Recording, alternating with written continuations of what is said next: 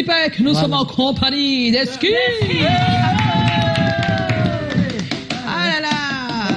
Joe, c'est le moment de l'humeur. Alors, est-ce qu'il t'explique qu'il a une humeur? On ne sait pas si elle est bonne ou mauvaise. On va le savoir tout de suite. Joe. Alors, je n'ai pas très bien su comment intituler cette humeur. La fête avant la défaite, la fête alors que ce n'est pas la défaite. Alors, vous vous souvenez tous de ce qui s'est passé en quart de finale. La victoire avec brio des Lions indomptables sur la RDC, qui n'est pas l'une des équipes la moins chère de ce championnat. Une victoire qui a suivi naturellement un parcours sur lequel on ne peut pas cracher. Ça, c'était la victoire, la fête, avant la grosse défaite, la déculottée, le déluge, le noir, 4-0 face au Maroc. Et vous l'avez vu sur les réseaux sociaux et sur certaines antennes, certains ont crié leur colère, ont craché leur venin, on dit toute la honte comme si c'était la fin et l'apocalypse. Et dans cette humeur, je viens rappeler deux fondamentaux. Bon, d'abord que tout n'est pas perdu, parce qu'il y a quand même une petite finale le samedi contre la Guinée, donc première chose. Et la deuxième, c'est que quand on est le Cameroun et qu'on est en posture de pays organisateur pour une compétition comme celle-ci, le match le plus important ne se joue pas toujours au travers de l'équipe Fagnon. Le match le plus important ne se joue pas toujours sur le tapis vert. Vous savez vous savez que d'abord c'est la première fois que le Cameroun organise le CHAN et que la dernière fois que le Cameroun a organisé la CAN, je suis pas sûr qu'on s'en souvienne même. Vous savez tout ce qu'il y a eu comme comme tumulte autour de la construction du stade, du renouvellement des infrastructures. Vous savez ce qu'il y a eu comme glissement, qu'il y a eu comme problème autour du glissement des dates, des différents reports, de la Covid-19. Vous savez le chaos qu'il y a dans le football au Cameroun en ce moment entre la FIFA et la Fédération, la FECAFOOT et le TAS. Vous le savez tous. Vous savez que pour un pays comme le nôtre, les enjeux sont énormes pour une compétition comme celle-là. La retransmission des matchs, les commentaires, la sécurité dans le stade, le civisme ou l'incivisme dans l'utilisation du bien public, les transports, l'hôtellerie et justement la grosse équation inconnue de la Covid-19. Il y a toutes les nationalités qui arrivent, des devises. Comment est-ce que nos infrastructures, nos artisans, nos entreprises locales profitent de toutes les nationalités qui arrivent pendant ce CHAN ou pour la CAN qui arrive? Oui, en effet, le match le plus important ne se joue pas toujours sur le stade. Le match le plus important se joue justement au niveau de l'image que notre pays aura à la fin de cette compétition. Il y a eu le gros scandale au sujet des tests de la Covid en quart de finale. Il y a eu des discussions et des commentaires ici et là sur la toile et même sur certaines antennes. Mais ce qu'on en retient toujours, et je le redis, le match le plus important ne se joue pas toujours sur les stades. Ça se joue peut-être aux leçons qu'on peut tirer de l'organisation d'une telle compétition, de l'image qu'on va donner de notre pays et surtout d'un enjeu plus important qui arrive, la CAN, qui sera toujours dans plus ou moins le même environnement l'année prochaine. Donc il y a encore deux enjeux, n'oubliez pas, tout n'est pas perdu. La grande fête c'est samedi et gardons le nationalisme, le patriotisme pour notre pays dans l'organisation. Allez les Lions, parce que les Lions c'est pas seulement les Lions du ballon, c'est aussi les Lions de l'organisation. Les Lions, voilà.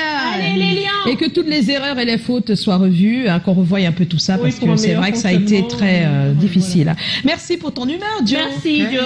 Pour ton humeur. Et tout de suite, est-ce que je vais te demander de regarder les yeux de Pani? Les yeux de Pani, elle en a 4 là, 2 en vert et 2 en réel. Et puis 2 qu'on ne voit pas, ça fait 6. Voilà, ça fait 6.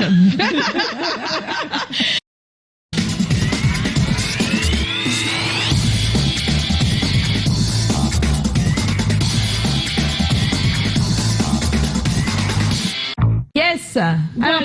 Alors mes yeux vous emmènent dans un univers assez particulier. Vous vous dites bien qu'on a une invitée de charme, de classe et surtout très brillante. Et si elle y arrive, c'est sûrement parce qu'elle a décidé de passer à l'action. Passer à l'action, c'est ce que beaucoup de gens n'arrivent pas à faire quand ils ont des idées. C'est ce qu'ils n'arrivent pas à faire quand ils sont confrontés en fait à certaines difficultés. Ce n'est pas toujours donné, mais je vous promets, ça peut être un mode de vie. Donc, comme notre invité, pour briller, il faut passer à l'action. Je vous invite à regarder ceci. En ce moment. Vous êtes-vous déjà demandé pourquoi vous avez la vie que vous avez? Pensez à votre passé. Chacune de vos décisions ont façonné votre vie. Parfois, un simple petit ajustement a tout changé.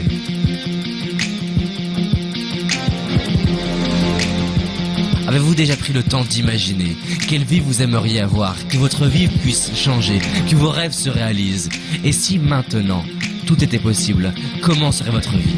Dans quelle émotion seriez-vous? Que donneriez-vous aux personnes que vous aimez? Quels parents seriez-vous? Quel ami seriez-vous? Quelle différence feriez-vous autour de vous? Qu'est-ce qui deviendrait réel?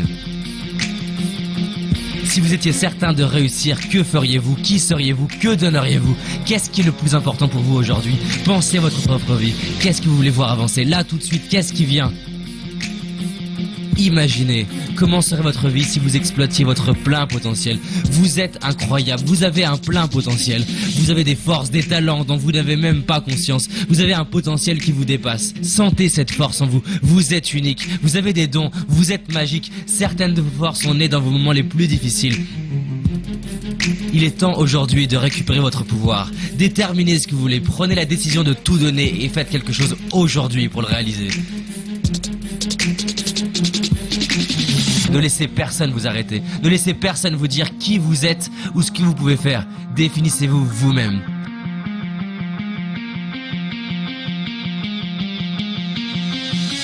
Qu'allez-vous faire que vous ne connaissez pas? Qu'allez-vous faire pour créer de la magie dans cette vie? Qu'allez-vous faire pour vous honorer?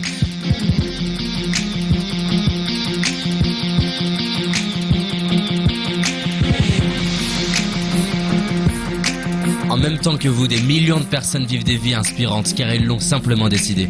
Si c'est possible pour eux, c'est possible pour vous. Et ça commence maintenant. Passe à l'action.